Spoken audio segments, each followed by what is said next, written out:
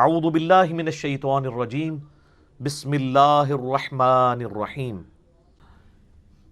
وَظَلَّلْنَا عَلَيْكُمُ الْغَمَامَ وَأَنزَلْنَا عَلَيْكُمُ الْمَنَّ وَالسَّلْوَىٰ، اور ہم نے تم پر سایہ کیے رکھا بادل کا، اور تم پہ آسمان سے من و سلوہ نازل کیا۔ کیا لاڈلی امت تھی جی۔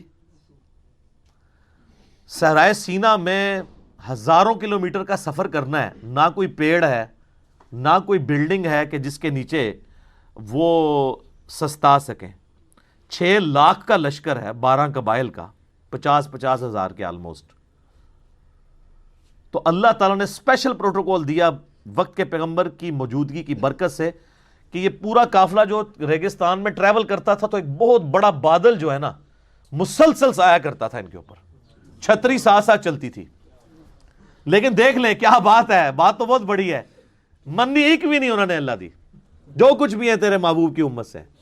سر بات یہ ہے، ایویں تو اللہ تعالیٰ کو غصہ نہیں ہے ان کے اوپر، یہ آگے دیکھیں گے ایک ایک غلطی گنوائی جائے گی ان کی، پھر اللہ تعالیٰ اپنے عذاب کے کوڑے گنوائے گا کہ تم نے یہ کیا تو ہم نے تمہارے ساتھ یہ کیا، تم نے یہ کیا تو ہم نے تمہارے ساتھ یہ کیا۔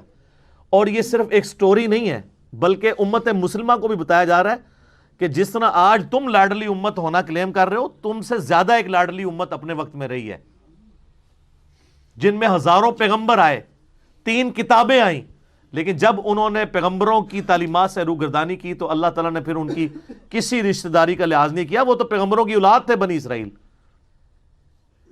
اور ان کے اوپر ذلت قیامت تک کے لیے مسلط کر دی۔ تو یہ من و سلوہ کیا تھا؟ اب ظاہرہ ریگستان میں ہے، وہاں کوئی کھیتی بھی نہیں اگتی، سی فوڈ بھی کوئی نہیں ہے، تو کیا کریں گے؟ رات کے وقت شبنم کے قطرے پڑتے تھے اور وہ قطرے کنورٹ ہو جاتے تھے چھوٹی چھوٹی، آپ جس طرح یہ ہمارے پنجاب میں بھی بوندیاں ملتی ہیں نا، چھوٹے چھوٹے یعنی میٹھے قسم کے گول گول دانے بن جایا کرتے تھے، تو یہ من تھا، کاربوہائیڈریٹس ان کو یہاں سے مل جاتی تھی، ایکویلنٹ سمجھ لیں آپ گندم کا۔ اور سلوہ جو ہے وہ چند پرندے تھے بٹیر جتنے سائز کے، وہ ہزاروں کے ہزاروں جھنڈ آتے تھے، وہ غیبی جھنڈ تھے۔ ریگستان میں پرندے کا کیا کام ہے؟ پرندے تو وہاں زندہ ہی نہیں رہ سکتے، وہ اللہ کی طرف سے آتے تھے اور وہ آ کے وہاں بیٹھ جاتے تھے اور وہ بڑی آسانی سے ہاتھ سے پکڑ کے ان کا شکار کر لیتے تھے۔ یعنی جو جنت کے اندر آپ نے چیزیں اویل کرنی ہے اس کی ہلکی سی جھلک بنی اسرائیل کو جنتی خوراکیں یہاں پہ کھلائی گئی ان کو، لیکن کی انہوں نے نمک حرامی، جس طرح آج امت محمدیہ کر رہی ہے، اللہ ماشاء اللہ۔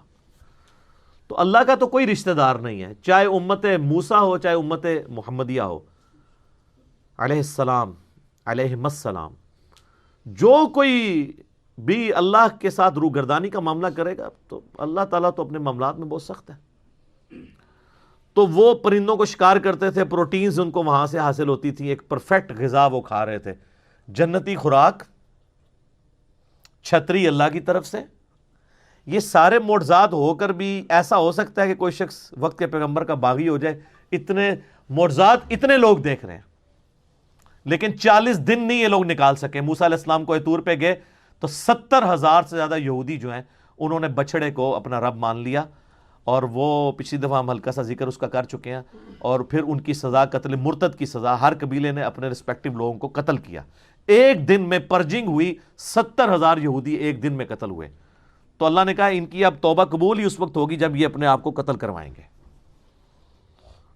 ہاں ویسے کہتے ہیں 70 ماؤں سے زیادہ پیار کرنے والا ہے۔ یہ ماں کی مثال اللہ کے لیے بیان نہ کریں، اللہ جذبات سے مغلوب نہیں ہوتا، اللہ کے کوئی احساسات نہیں ہے کہ آپ اسے ماں کے اوپر قیاس کریں۔ کلوا من طیبات ما رزقناکم، کھاؤ اس پاکیزہ رزق میں سے جو ہم نے تمہیں دیا، من و سلوہ کھاؤ، جنتی خوراکاں۔ سر من دوستو جنتی خوراک مل رہی ہے، کوئی کسی کو مزدوری نہیں کرنی پڑ رہی، پوائنٹ ٹو بی نوٹڈ، کوئی سروسز نہیں دینی پڑ رہی، گھر بیٹھے کھا رہے ہیں۔ جس طرح ہمارے یہاں زیادہ تر لوگ گھر بیٹھ کے کھا رہے ہیں، پیسہ جو ہے وہ انگلینڈ سے آ رہا ہے اور امریکہ سے ریمیٹنس کی شکل میں۔ ان ایریاز کے لوگ جو ہیں، جہلم کے، گجرات کے، میرپور کے، تو یہ تو ریمیٹنس اللہ کی طرف سے آ رہے تھے ان کو، اور جا کے منی ایکسچینج بھی نہیں کرانی پڑتی تھی، اور کسی کی منت بھی نہیں مارنی پڑتی تھی، اٹھو اپنے خیموں سے نکلو، خیمے کے باہر جتنا ہے وہ تمہارا ہے، نہ کوئی دانا اگانا پڑنا ہے، نہ پانی دینا پڑنے ہے، نہ آپ کو کوئی فصل اگانی پڑنی ہے، نہ ٹینشن ہے کہ بارش ہوگی کہ نہیں ہوگی، نہیں، جنتی خوراک آ رہی غیبی اللہ تعالیٰ کی طرف سے، کھاؤ اللہ کے رزق میں سے۔ وما ظلمونا ولکن کانوا انفسهم یظلمون، ہم نے ان پر کوئی ظلم نہیں کیا تھا بلکہ انہوں نے خود ہی اپنی جانوں پر ظلم کیا۔ کیا سوز و گداز چھپا ہوا ہے جی اس جملے کے اندر؟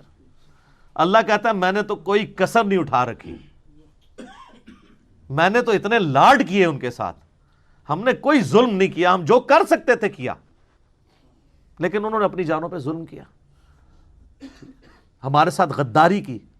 سر اس میں یہ جب قرآن نازل ہو رہا تھا نا، صحابہ کرام تو شاید اس انٹیسٹی کو نہ سمجھ سکتے، آج 1400 سال بعد ہم اس درد کو جس طرح سمجھ سکتے ہیں نا، کہ اس وقت یہ آیات نازل ہوئی ہیں، انہوں نے تو سوچا بھی نہیں ہوگا، بلکہ بخاری مسلم میں آپ کو درجنوں احادیث ملیں گی کہ صحابہ کرام جب کبھی کوئی مشکل وقت آتا تھا حضور کو بنی اسرائیل کی مثال دیا کرتے تھے، یا رسول اللہ ہم موسیٰ کے ساتھی نہیں ہیں، ہم آپ کے ساتھی ہیں، ہم آپ کو اکیلا نہیں چھوڑیں گے۔ لیکن ان بیچاروں کو کیا پتا تھا کہ بعد والی امت کیا کرے گی۔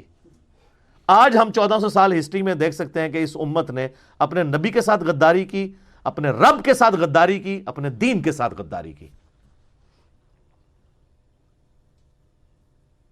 تو اللہ کہتا ہے ہم نے تو کسی پہ ظلم نہیں کیا تھا، انہوں نے خود ہی اپنی جانوں پر ظلم کیا، یعنی انہوں نے خود ایسے اعمال کیے کہ ہمارے عذاب کا کوڑا ان پر برسا اور اللہ تعالیٰ نے ان کے اوپر لعنت فرمائی۔